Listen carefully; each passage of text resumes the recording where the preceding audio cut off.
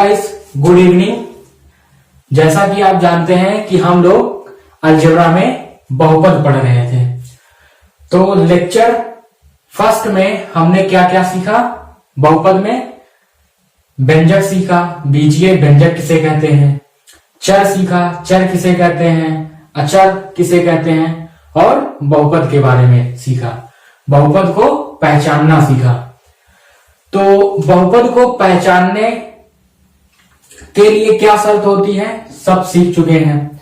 आज हम 2-3 क्वेश्चन देते हैं और आपको बताना है कि यह बहुपद है या नहीं है। तो नोट करिए। जैसे पहला क्वेश्चन है, बताना है आपको निम्न में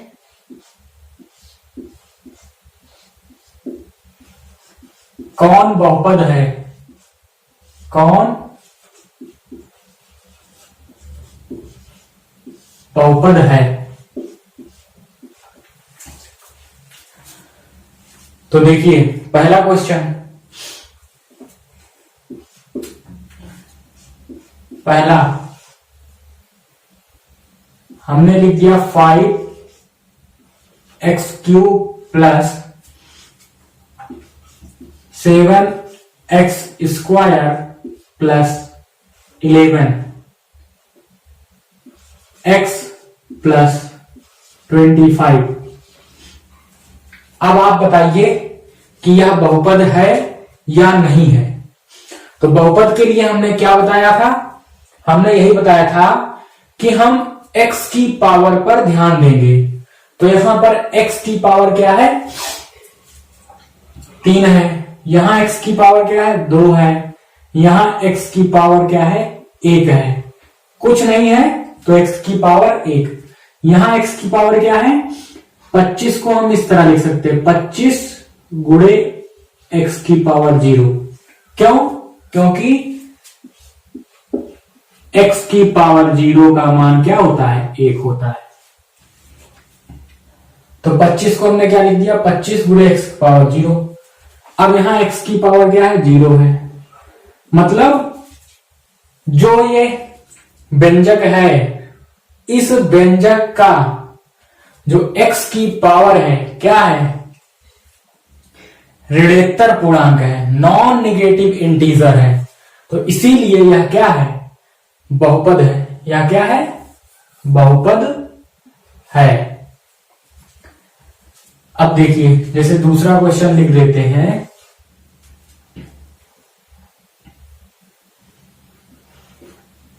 √2 into √x plus x² plus 3x³। तो यहां पर बताइए कि यह बहुपद है कि नहीं है। तो देखिए, ध्यान दीजिए, ये यहां पर क्या है, √x। तो √x को क्या लिख सकते हैं, √2 इंटू x की पावर क्या है, 1/2 प्लस x की पावर 2 प्लस 3x की पावर 3। तो देखिए यहां पर जो x की पावर है वो क्या है, ये तो ऋणोत्तर पूर्णांक है, ये भी है, लेकिन यह नहीं है, यह क्या है, फ्रैक्शन है, भिन्न है। तो इसीलिए यह क्या है, यह बहुपद नहीं है। अब देखिए, जैसे हम लिख देते हैं तीसरा क्वेश्चन। तीसरा क्वेश्चन है जैसे 5 प्लस 2x² प्लस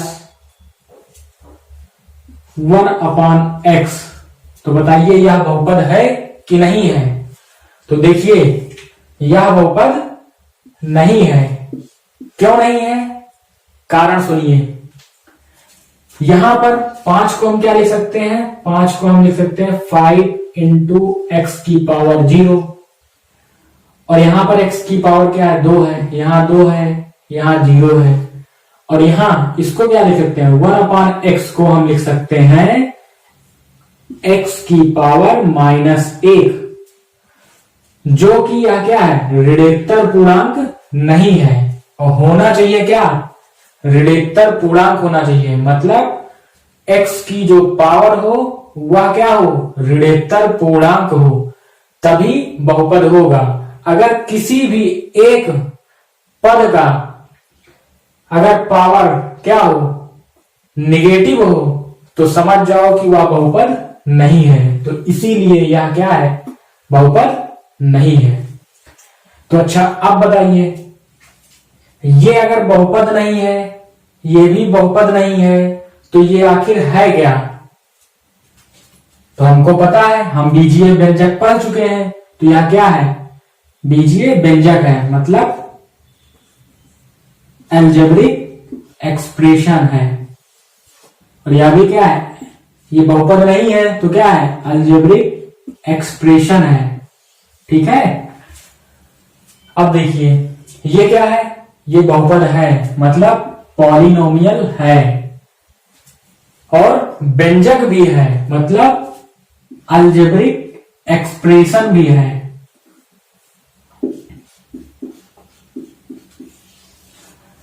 मतलब ये बहुपद है, और बहुपद के साथ साथ क्या है, अलजेब्रिक एक्सप्रेशन भी है।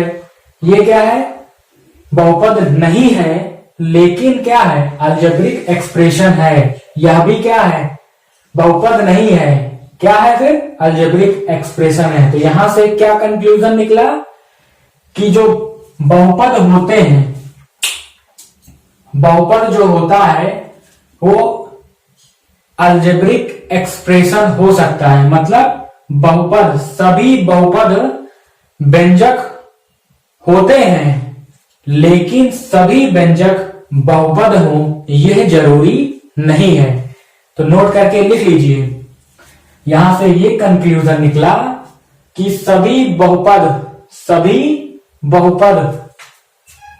मतलब इस तरह वेन डायग्राम बना लीजिए, पी मतलब पॉलिनोमियल, सभी बहुपद अलजेब्रिक एक्सप्रेशन होंगे, सभी बहुपद अलजेब्रिक एक्सप्रेशन होंगे, मतलब बीजीय व्यंजक होंगे, लेकिन सभी अलजेब्रिक एक्सप्रेशन पॉलिनोमियल हो यह जरूरी नहीं है। नोट करके लिख लीजिए। अब आगे हेडिंग बनाइए, बहुपद का मानक रूप, standard form of a polynomial. Heading हमने क्या बनाया, बहुपद का मानक रूप, standard form of a polynomial. बहुपद का मानक रूप,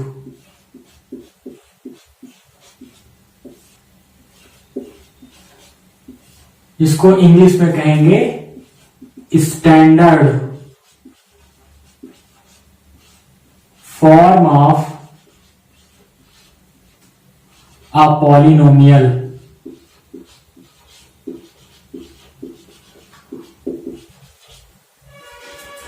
तो इसमें लिखिए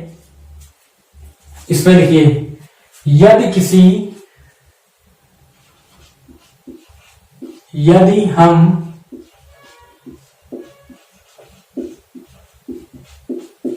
किसी बहुपद के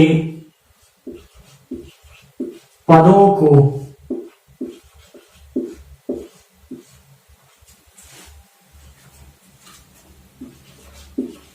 चर के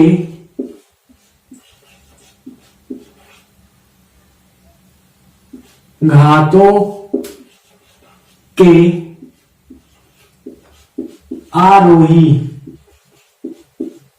जिसको बोलते हैं असेंडिंग, या अवरोही, जिसको बोलते हैं डिसेंडिंग इंग्लिश में, क्रम में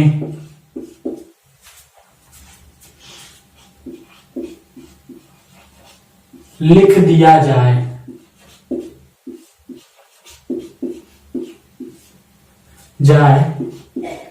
तो इस प्रकार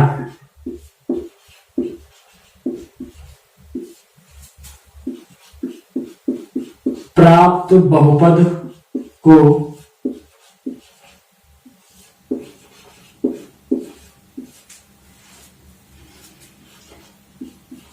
बहुपद का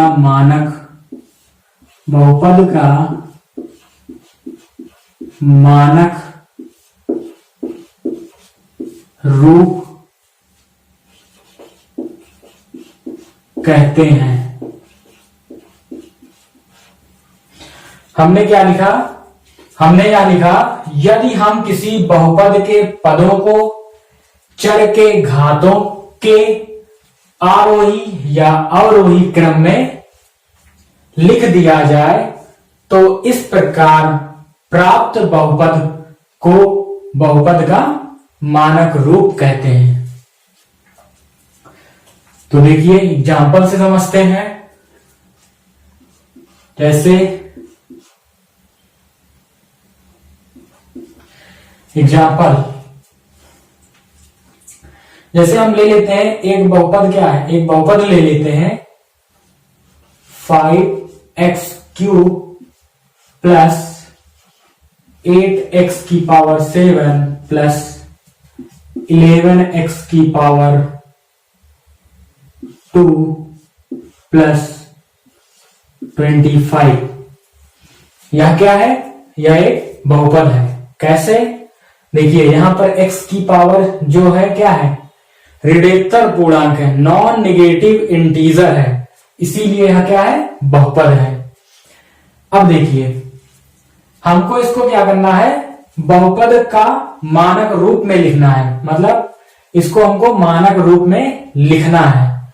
तो क्या करेंगे हम, कहा गया है यदि हम किसी बहुपद के पदों को चर के घातों के आरोही या अवरोही क्रम में लिख दिया जाए। किस क्रम? असेंडिंग ऑर्डर या डिसेंडिंग ऑर्डर में लिख दिया जाए। किसको? जो चर है उसकी पावर को आरोही या अवरोही क्रम में लिख दिया जाए तो इस प्रकार प्राप्त बहुपद को बहुपद का मानक रूप कहते हैं। तो देखिए ये बहुपद है, ये मानक रूप में नहीं लिखा हुआ है, ये बहुपद है।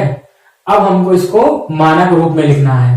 तो देखिए क्या करेंगे, सबसे पहले मानक रूप में लिखने के लिए क्या करेंगे, या तो घातों के आरोही क्रम लिख दो या अवरोही क्रम लिख दो। तो क्या होगा, हमारा जो प्राप्त होगा बहुपद वह क्या होगा, बहुपद का मानक रूप। तो देखिए एकदम जीरो लेवल से है। अगर जो भी अलजेब्रा सीखना चाहते हैं तो शुरू से वीडियो देखें। तो देखिए अब इसको यहां बताइए, यहां 25 है तो 25 को हम लिख सकते हैं 25 x की पावर 0 लगा सकते हैं, क्योंकि x की पावर 0 का मान 1 होता है। अब देखिए हमको घात के आरोही क्रम लिखना है, तो आरोही क्रम लिख दीजिए चाहे अवरोही क्रम। आरोही क्रम का मतलब क्या होता है, पहले समझ लीजिए। आरोही क्रम जिसको नहीं पता है तो लिख ले। आरोही क्रम का मतलब होता है, जैसे प्राकृतिक संख्या होती है, कहां से स्टार्ट होती है, 1 2 3 4 5 6 7 8, मतलब छोटे से लेकर आरोही क्रम इसको कहते हैं। देखिए 1 2 3 4 5 एंड सो ऑन, मतलब यानी कि पहले छोटा फिर बड़ा फिर उससे बड़ा फिर उससे बड़ा फिर उससे बड़ा, इसको बोलते हैं आरोही क्रम। और अवरोही क्रम किसे कहते हैं, अवरोही।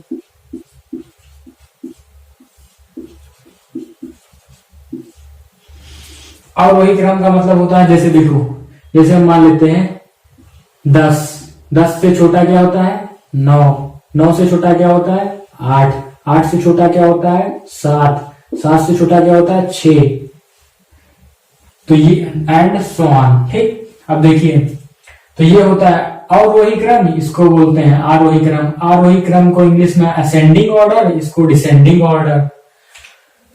तो देखिए अब हम इसको बहुपद के पदों को आरोही क्रम लिखेंगे। तो देखिए, तो सबसे पहले बताओ आरोही क्रम लिखना है, आरोही क्रम।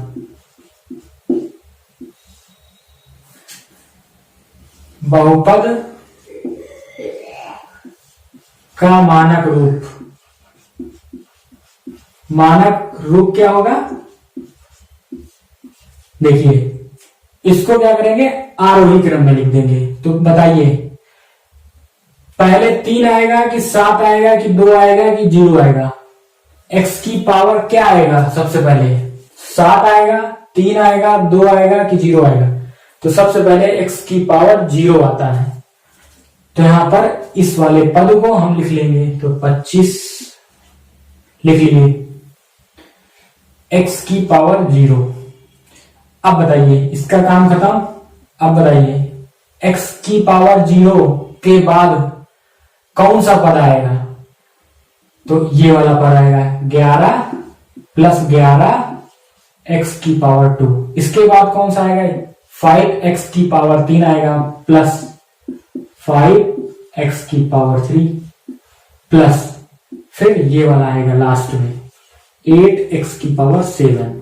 तो यह जो है यह क्या है, बहुपद का मानक रूप है। तो उम्मीद करते हैं कि आपको यह समझ में आया होगा।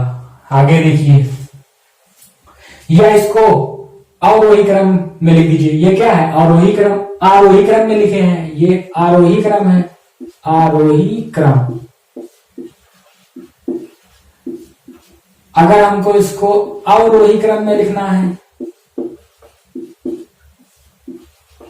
तो क्या करेंगे, पीछे से उठाते हुए एक एक पद लिख दीजिए। तो हो जाएगा 8x की पावर 7, 8 इंटू एक्स की पावर 7 प्लस 5 x की पावर 3 प्लस 11x की पावर 2 प्लस 25x की पावर 0।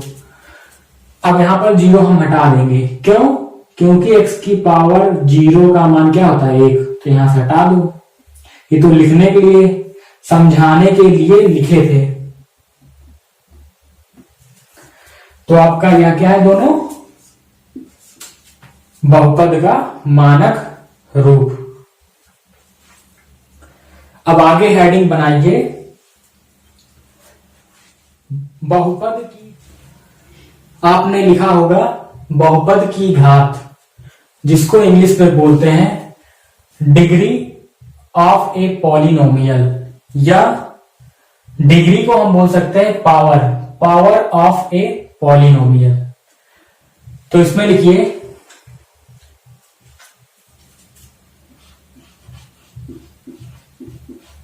किसी बहुपद में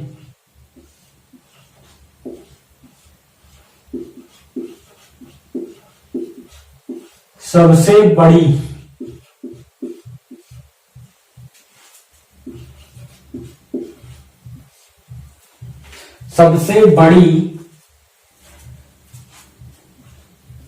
घात वाले पद के घातांक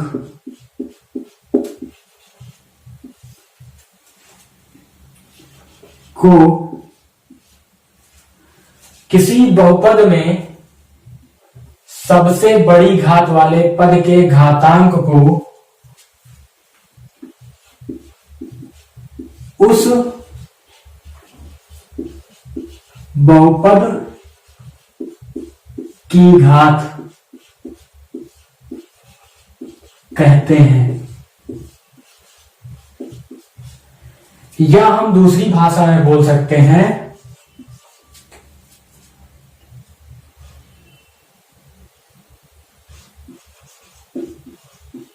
किसी बहुपद में उपस्थित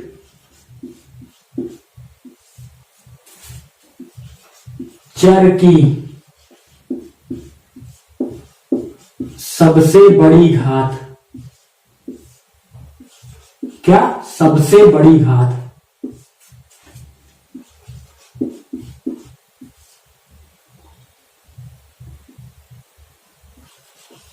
को उस बहुपद की घात कहते हैं, उस बहुपद की घात कहते हैं। मतलब बहुपद की घात को हम दो तरह परिभाषित कर सकते हैं। नंबर 1, किसी बहुपद में सबसे बड़ी घात वाले पद के घातांक को उस बहुपद की घात कहते हैं। या हम बोल सकते हैं किसी बहुपद में उपस्थित चर की सबसे बड़ी घात को उस बहुपद की घात कहते हैं। देखिए एग्जांपल, जैसे हम एक क्वेश्चन ले लें।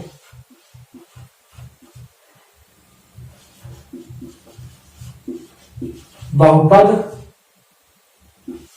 2x की पावर 7 प्लस 3x की पावर 11 माइनस 9x की पावर 3 प्लस 13x की पावर 2 प्लस 23। ये हमने क्या ले लिया?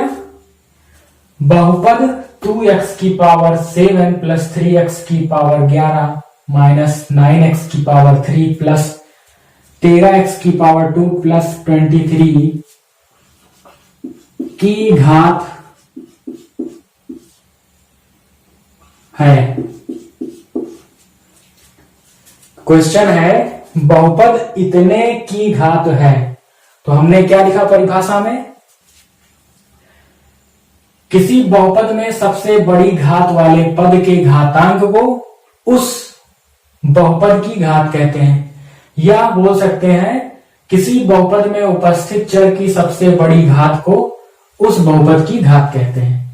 तो यहां पर चर की सबसे बड़ी घात कहां है, किस पद में है? तो आप कहेंगे कि 3x की पावर 11, यही तो है। क्या है? सबसे बड़ी घात, चर की सबसे बड़ी घात।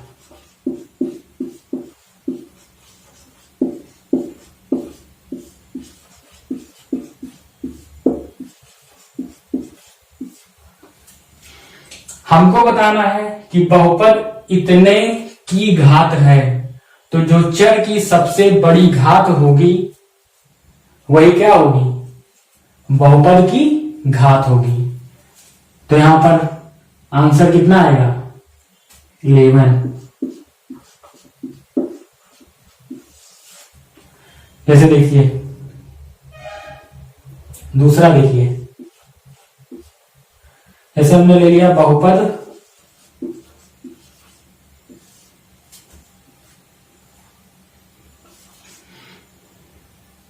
x की पावर 5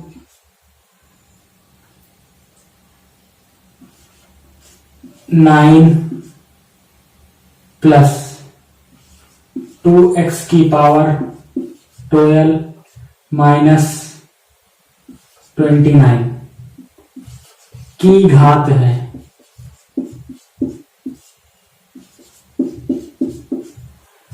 तो यहां पर क्या है? यहां पर देखिए बहुपद में चर की सबसे बड़ी घात कहां पर है? तो आप कहेंगे यहां इस वाले पद में 2x की पावर 12। तो बहुपद की घात क्या होगी? बहुपद की घात क्या होगी? 12। मतलब जो x की मैक्सिमम पावर है वही क्या होगी? बहुपद की घात होगी।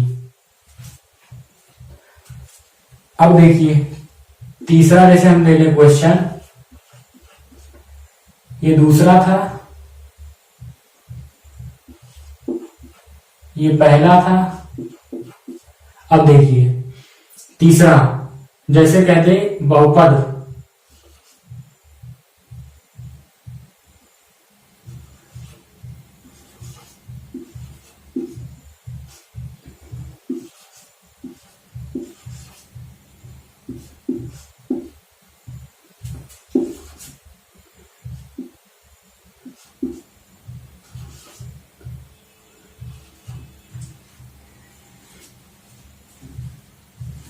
बहुपद इतने की घात होगी, बहुपद इतने की घात होगी। तो ध्यान दीजिए यहां पर बताइए क्या होगा।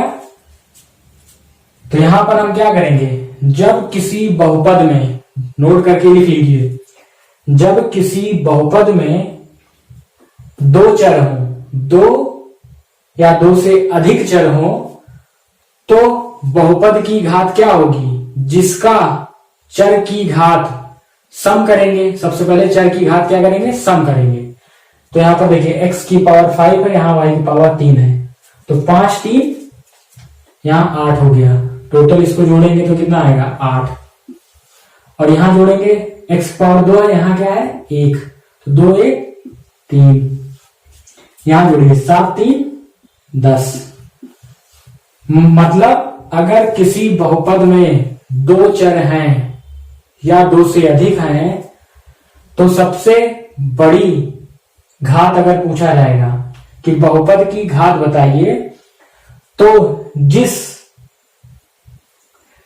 चर के घात का सम ज्यादा होगा वही बहुपद की घात होगी। मतलब फिर से सुनिए, जिस चर की घात का सम ज्यादा होगा वही बहुपद की घात होगी। तो यहां पर बहुपद की घात क्या होगी 10, यहां पर क्या होगा घात 10, क्या 7 3 10, या ब्रैकेट में लिख लो 7 + 3, जिससे याद रहे, नोट करके चाहे लिख लीजिए। यदि किसी बहुपद में दो चर हैं तो उस बहुपद की घात वह होगी जिसका सम, जिसके चर की घात का योगफल अधिक हो।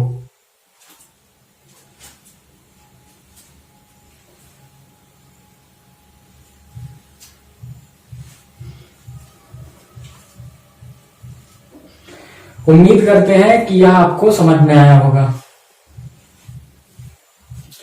कल पढ़ेंगे हम बहुपद के प्रकार,